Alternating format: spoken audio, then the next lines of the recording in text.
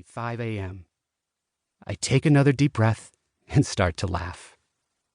By the time I get back and find my wife heading to the delivery room, she is knee-deep in pain. What follows is a bit of a blur, but to say it is a physically exhausting emotional whirlwind would be a vast understatement.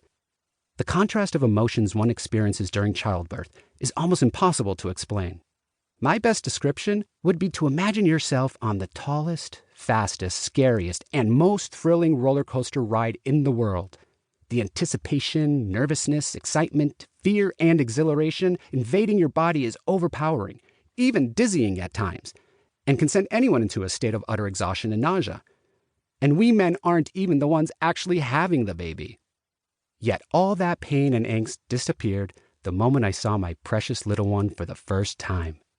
When the doctor held up Juliet and I laid eyes on her, with her furrowed brow and melodic scream, I was hooked for life.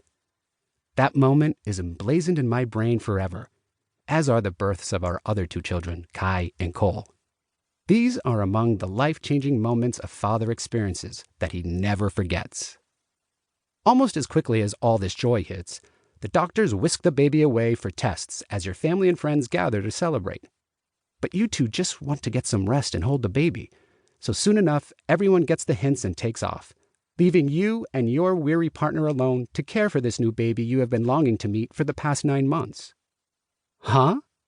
How can one be left alone to care for a newborn while in a facility filled with highly qualified staff trained for this very purpose is beyond me.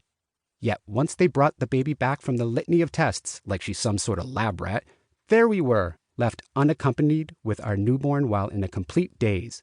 A state of shock, really. This was our second child, but we still just sat there slack-jawed when the nurses patted me on the back and said, "Well, good luck with the baby and we'll see you in the morning." Good luck with the baby? What the That moment was when Meredith and I were officially inaugurated into our new roles as mother and father of our second baby, little Juliet. I didn't sleep a wink that first night. I can still hear the gurgles coming from my little burrito-wrapped daughter, who slept in a clear plastic bin angled to prevent the fluid which she ingested while baking in Meredith's belly from choking her to death. Seriously, the first night alone was the most frightening experience ever. I occasionally catch myself reliving it today, more than 15 years later. Thankfully, we had expert help just outside our hospital room door. But what happens when we are discharged, I wondered. Now we had 2 children, one a newborn and the other 2 years old, and I was baffled. The sheer mystery of it was crushing. Thoughts and fears were crashing around my brain. How am I going to deal with all this? Dude, relax. It's not all traumatic and stressful. Most of parenthood is an absolute blast, especially in these first 2 years. But you need a little help, and that's okay. Certainly, one of the key ingredients in becoming a good dad is support. Support from your wife or mate, or from your family, friends, or fellow parenting community is key. My hope is you will also find it in the pages that follow, through my experience and guidance. I have 3 kids of my own, Kai, Juliet, and Cole, so I know of what I write.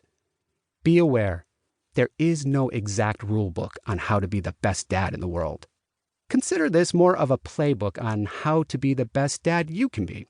The effort and energy you put into this will be returned for many years to come.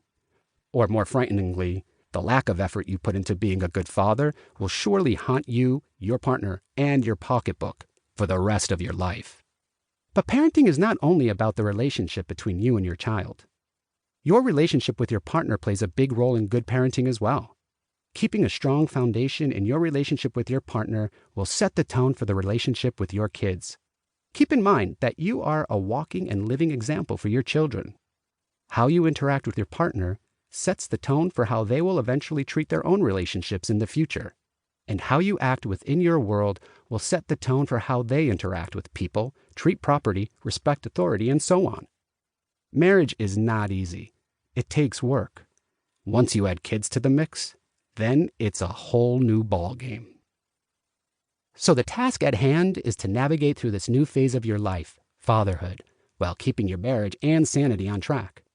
Just like in your relationship, when you had to ask yourself at some point, what kind of husband do I want to be?